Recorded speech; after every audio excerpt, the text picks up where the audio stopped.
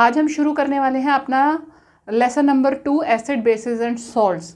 तो acid basis and salts में हम एक एक करके टॉपिक डिस्कस करेंगे। आज के पार्ट में हम केवल एसिड्स के बारे में डिस्कस करेंगे।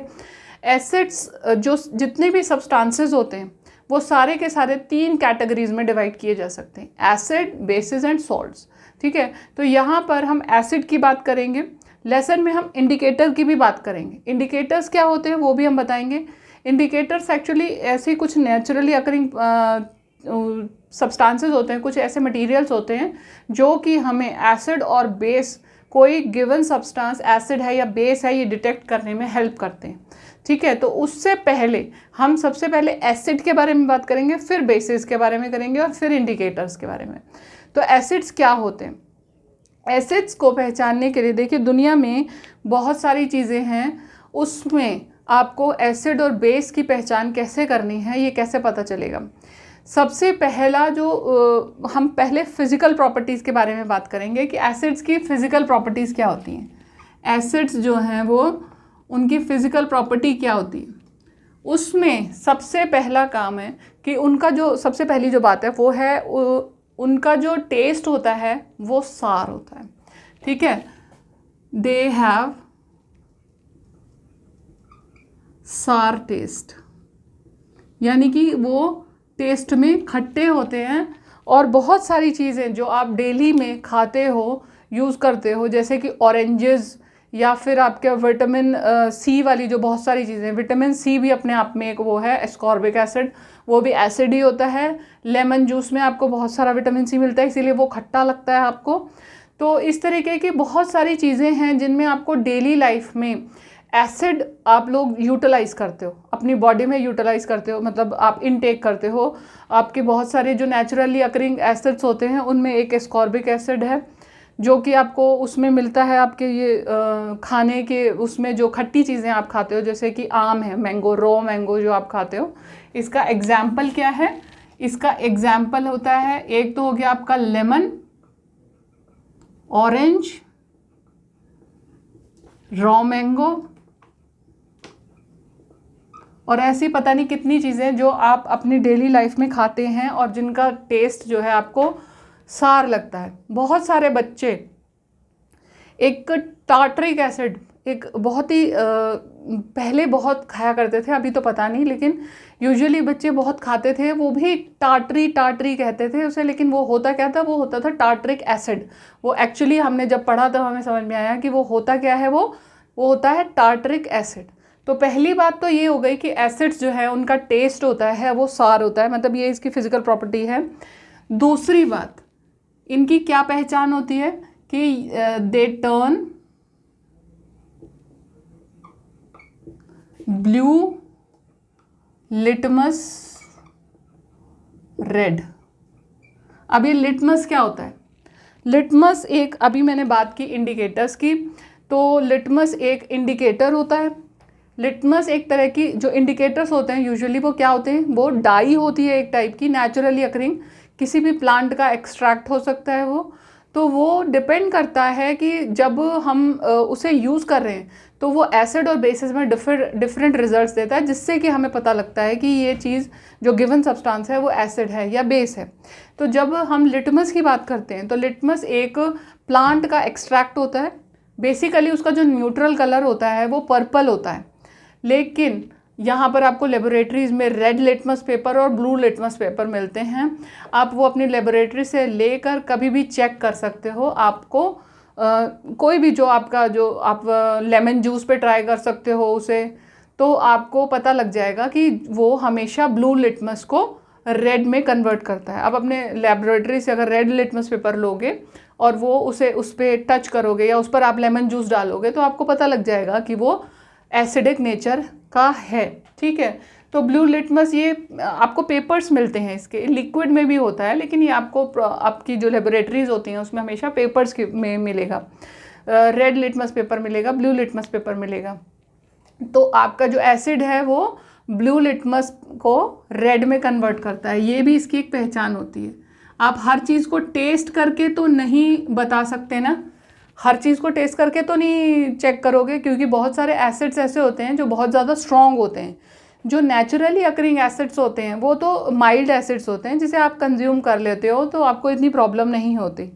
लेकिन जो स्ट्रॉन्ग एसिड्स होते हैं वो बहुत ज़्यादा हार्मफुल होते हैं, उन्हें टच करने से भी आपकी स्किन सारी जल जाएगी, आपको वो कोरोड करते हैं, चीज़ों को ख़राब करते हैं, ठीक है।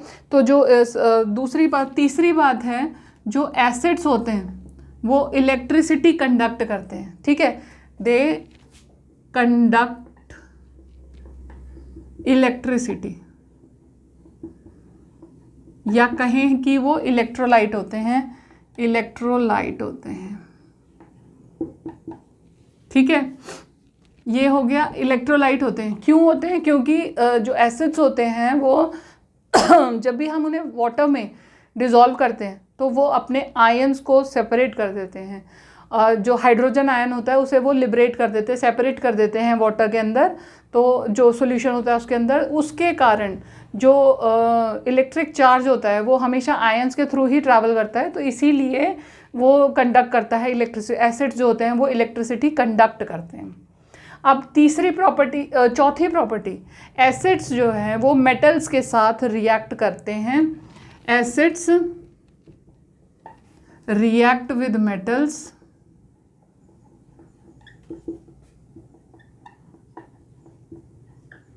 to give salt and hydrogen gas.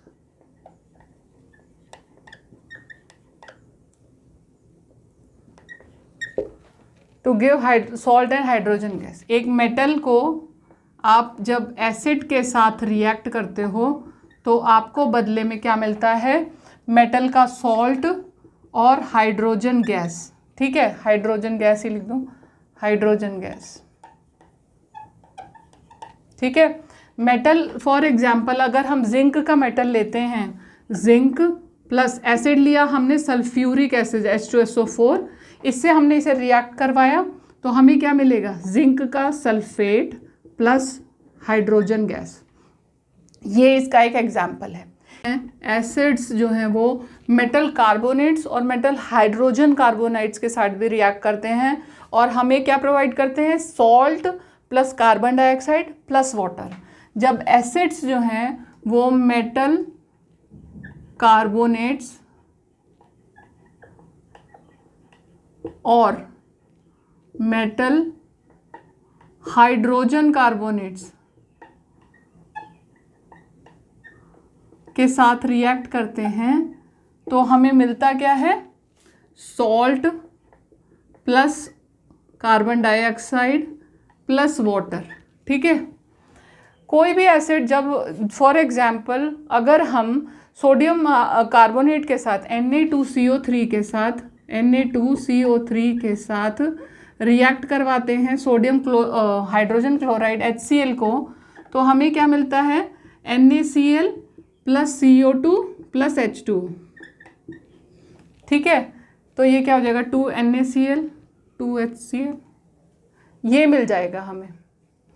इसी तरह से अगर हम हाइड्रोजन कार्बोनेट के साथ करवाएं रिएक्शन तो क्या मिलेगा? NaHCO3 प्लस 2HCl, इससे क्या मिलेगा? HCl किया तो क्या मिला? NaCl plus carbon dioxide plus 2HCl,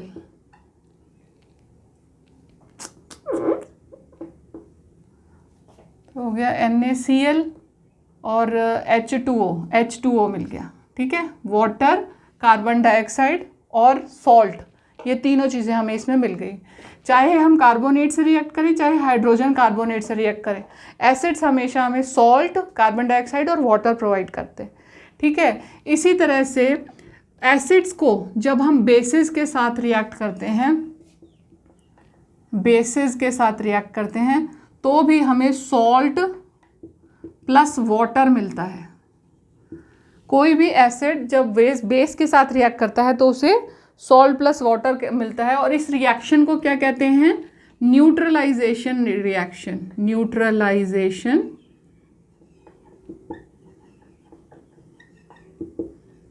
reaction, neutralisation reaction का मतलब एसिड और बेस एक दूसरे को न्यूट्रलाइज कर देते हैं और हमें सॉल्ट और वाटर मिल जाता है।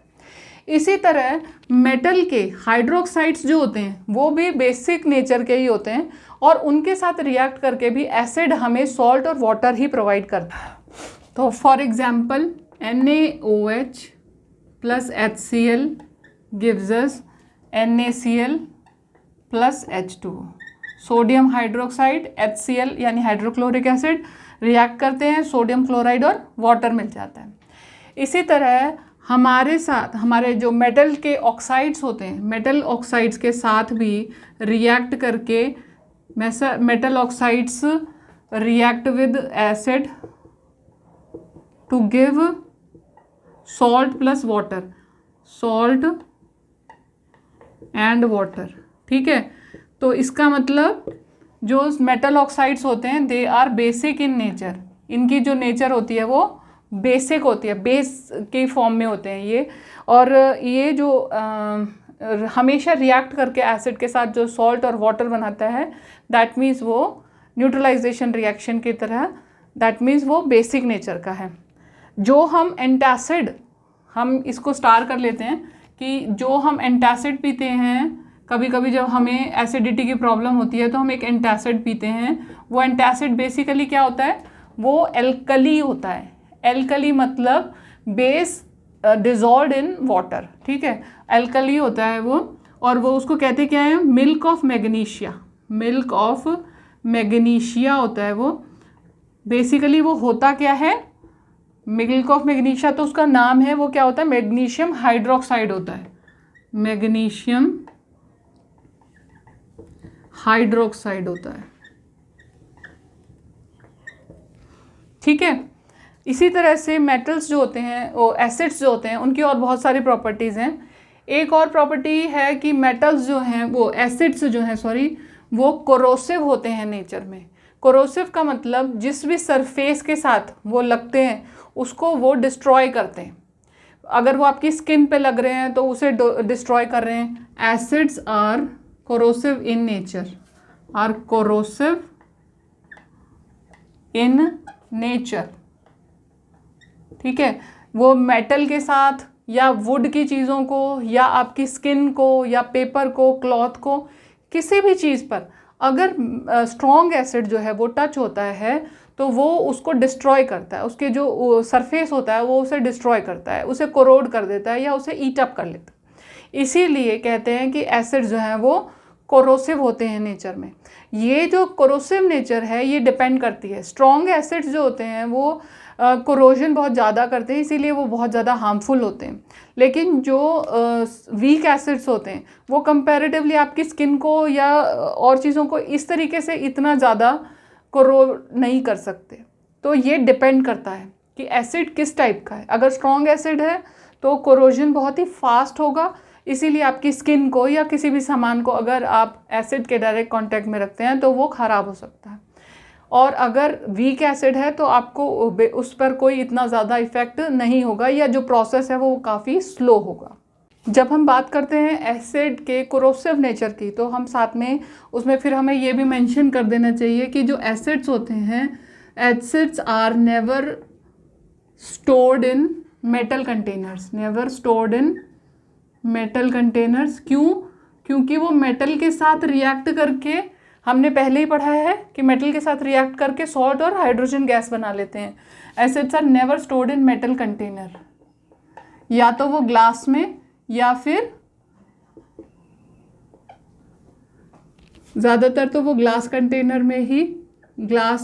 में ही उनको जो है ना स्टोर किया जाता है ताकि वो उसके साथ रिएक्ट ना कर सकें।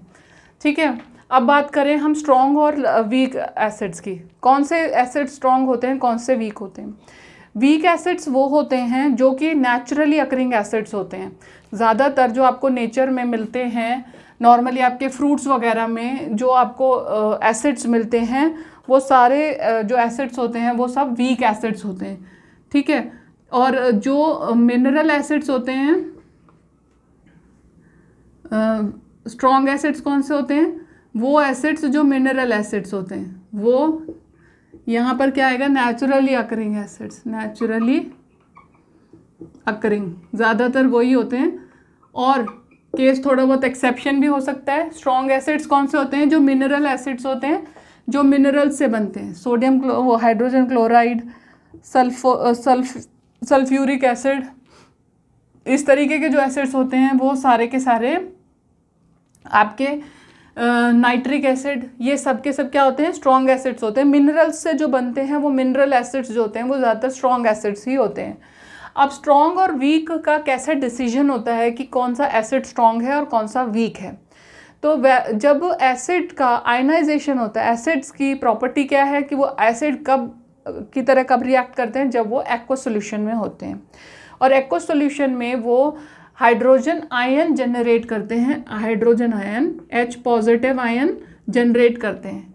इसकी हेल्प से जो उनकी जो प्रॉपर्टी है वो इसी की कारण होती है कि वो एक्वस सॉल्यूशन में जब इसे जनरेट करते हैं तो उनकी जो एसिडिटी होती है वो इसी के कारण होती है, ठीक है। तो स्ट्रॉन्ग एसिड वो एसिड होते हैं जो कि पूरी तरह से जब डिज़ोल्व करे जाते हैं सॉल्यूशन में, वो पूरी तरह से अपने आप को सारे के सारे आयंस को सेपरेट कर देते हैं, लिबरेट कर देते हैं। तो वो एसिड्स होते हैं स्ट्रॉन्ग एसिड्स, ठीक है।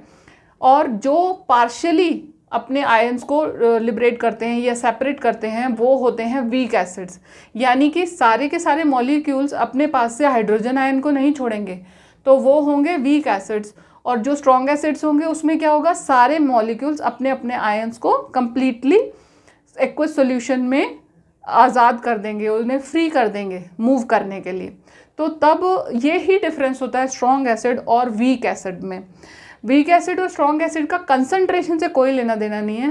Concentration is a completely different thing. Concentration जो चीज़ होती है वो ये होता है कि आपका जो परसेंटेज ऑफ एसिड है आपके सॉल्यूशन में वो कितना है।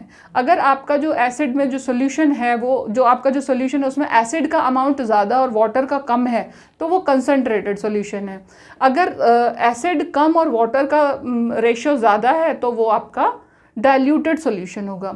अगर आप कंसंट्रेटेड सॉल्यूशन को डाइल्यूट सॉल्यूशन बना रहे हैं और उसमें वाटर ऐड कर रहे हैं तो ये एक बहुत बड़ी एक्सोथर्मिक प्रोसेस होता है। तो जब भी कभी ऐसा हो कि मान लीजिए आपको लेबोरेटरी में कहा गया है कि आपको डाइल्यूट कंसंट्रेटेड को आपको मिक्स करना है, तो आप क्या करोगे? उसके लिए आपको या तो शील्ड पहननी चाहिए या तो आपको उसे दूर रखना चाहिए, क्योंकि जो उससे जो एकदम से वेपर्स निकलते हैं वो आपकी आई साइट को या आपकी स्किन को किसी न किसी तरह से नुकसान दे सकते हैं। तो ये तो बात हो गई स्ट्रॉन्ग एसिड क्या होते हैं, वीक एसिड्स क्या होते हैं। स्ट्रॉन्ग एसिड्स वो होते हैं जो अपने आयंस को कम्प्लीटली लिबरेट कर देते हैं, लिबर्टी दे देते हैं, जाओ जहाँ जाना है जाओ, सॉल्यूशन के अंदर घूमो। लेकिन जो वीक एसिड्स होते हैं वो पूरी तरह से नहीं करते। तो इससे आपको एक बात और पता चली कि जिनके पास हाइड्रोजन आयन होता है, जितने भी एसिड्स होते हैं सबके पास हाइड्रोजन आयन होता ही है। तो इससे ये बात तो साबित हो गई कि all acids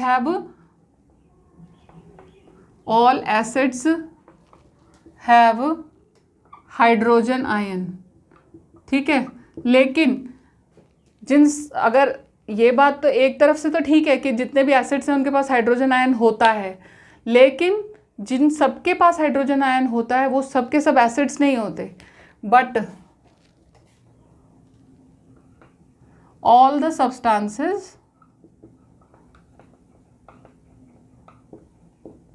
with hydrogen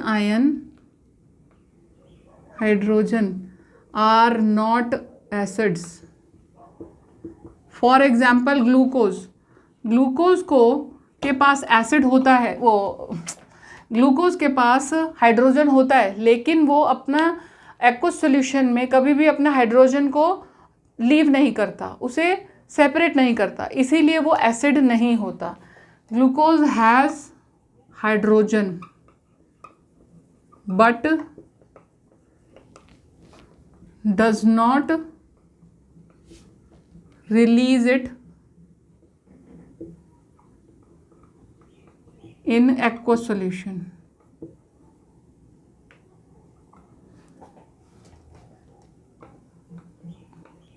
So it is not acid. ठीक है। एक बात ये भी हो गई कि जिन सबके पास, सारे एसिड्स के पास हाइड्रोजन होता है, लेकिन सारे हाइड्रोजन कंटेनिंग जो सब्सटेंसेस होते हैं वो एसिड्स नहीं होते। ठीक है। अब क्या स्ट्रॉन्ग एसिड और वीक एसिड की जब हम बात कर रहे थे तो हमने कहा था कि हम पार्शियली इनको जो भी आयंस को लिबरेट करता है, जो पार्शियली लिबरेट करता है वो वीक एसिड होता है, और जो कंप्लीटली लिबरेट कर देता है वो स्ट्रॉन्ग एसिड होता है। स्ट्रॉन्ग एसिड के हमने एग्जांपल लिखे यहाँ पर, हाइड्रोजन क्लोराइड, सल्फ्यूरिक एसिड, और ये लिखा हमने नाइट्रिक एसिड। ये सभी के सभी एसिड्स जो हैं वो आपके स्ट्रॉन्ग एसिड्स है, except carbonic acid. Carbonic acid mineral acid है, लेकिन वो एक वीक एसिड होता है। Carbonic acid is mineral acid but it is a weak acid, क्योंकि वो पार्शियली जनरेट करता है। ठीक है। एसिटिक एसिड भी एक नेचुरली अकरिंग एसिड होता है। एसिटिक एसिड जो है वो नेचुरली अकरिंग एसिड होता है, और ये एक्वस सॉल्यूशन में पार्शियली अपने आयंस को लिबरेट करता है, और इसीलिए इसे हम वीक एसिड्स में काउंट करते हैं। ठीक है। जब एक्वस सॉल्यूशन बनता है तो ये इस तरीके से होता है, लेकिन ये पार्शियली होता है, ये पूरी तरह से नहीं होता। एक्वस सॉल्यूशन में एसीटेट आयन और हाइड्रोजन आयन में ये कन्वर्ट हो जाता है। ठीक है। तो ये हो गई आपकी एसिड्स की बात।